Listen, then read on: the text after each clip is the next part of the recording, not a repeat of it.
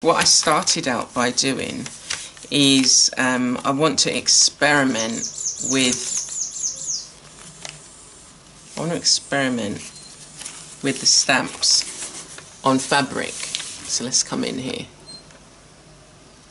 Oops. Yeah, there. So I've taken some of the foam stamps and used black ink on them. And I think I love the way they've come out like this. I think I've got here, I did this, this owl, and this is one of the patterns. I really like that. And this is made from Fimo. And then I've got some house stamps. Did I put any others in there? I think that's the... Oh yeah, this one here. I love the way this one looks. So I'm going to enjoy working on this page. It's like a building, and then on top, well, you can see. And then all I've done is I did the main stamp, and then I just did half the stamp here, so that it looks like it's a row. Yeah,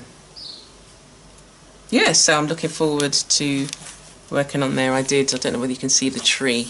So this is one of the newer stamps that I did. I didn't show it as part of the 100-day project, but I'm going to be working more on some of the fabric that I've got. And it really did come out well with the stamp on fabric. And in this one we've got a few people down there. So I'm looking forward to working in this fabric journal. And I have this journal so that I can experiment, you know, and it's something that I can take around with me. I can put my needles and some embroidery thread in here. The only thing with this fabric is when you add gesso it gets quite thick, so this is just this is how it is normally, but it firms it up once it's got paint and stuff on there, so it's sometimes it can be harder to push a needle through there. Yeah, so we'll see how we get on. So these, I really love working on these stitch projects, and that was one of the things I said to myself after doing the handmade foam. After doing the handmade foam, I wanted to see how handmade foam stamps. I wanted to see, and I've still yet got to do that, to work with some of them on fabric.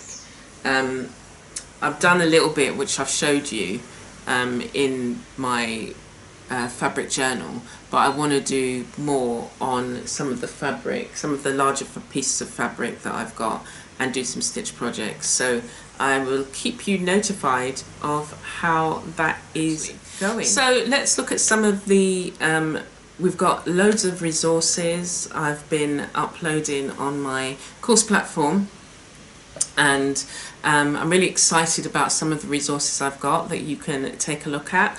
I've got the Art Hub, and it's a collection of art resources that you may find useful. Some of the book reviews that I've done are there, digital downloads that you can access.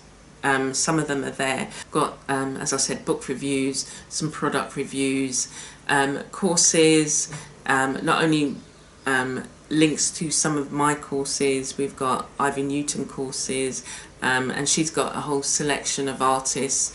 So I share all the different courses that maybe you might be interested in, and you can find them on the Art Resource Hub. So I've taken that further, so I'll show you how to make the recycled stamps and stencils from different things that you can find, and I also go on to create the image that you can see in the art journal and the collage as well. And then the other mini course that I've done is the art tags. So I've given you a digital download of 7 designs of art tags, and then on that free course what I've done is show you how I would alter them So you can do anything you like with them. You can print them as many times as you like for non-commercial use, obviously, but you can do whatever you like, and I show you just a way that I would use it.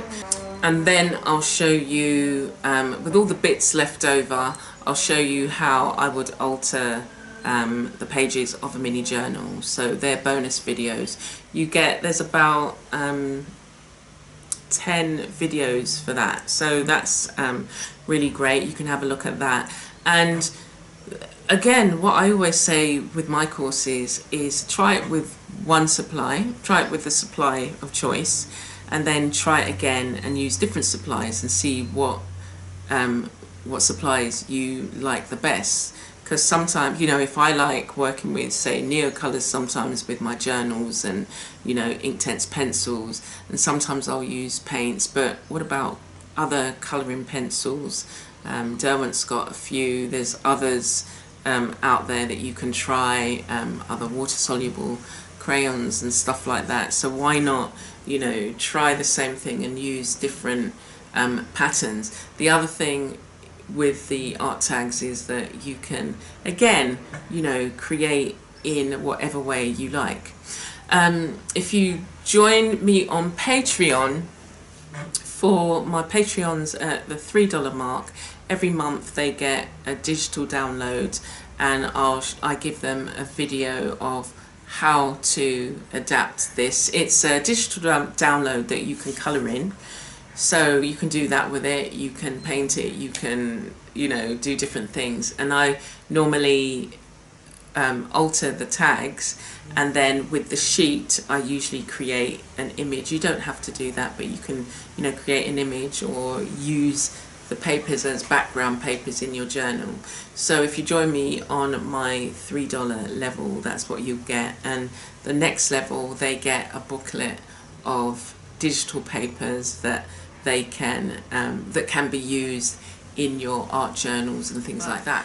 As we bring everything together now, we think about what inspires us, what brings us comfort, what the tip for the week, you know, thinking about how we can motivate ourselves. And sometimes we are not, we can't just be rushing around doing stuff. Sometimes we just need to be still and listen for the inspiration. Sometimes it's a bird song, sometimes a thought. Because you're still, you've allowed the thought to come in and sit with you. You've allowed yourself to reflect. And that's one of the things for me that's really important in this creative journey. It is about, yes, I'm inspired, yes, I create, yes, I love using different things, supplies.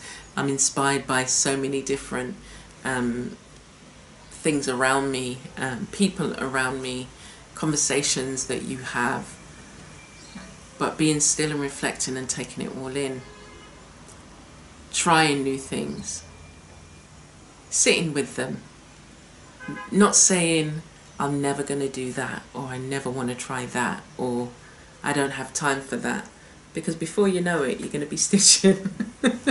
And that was my journey. I was just like, I ain't got time for stitching, got time for slow stitching.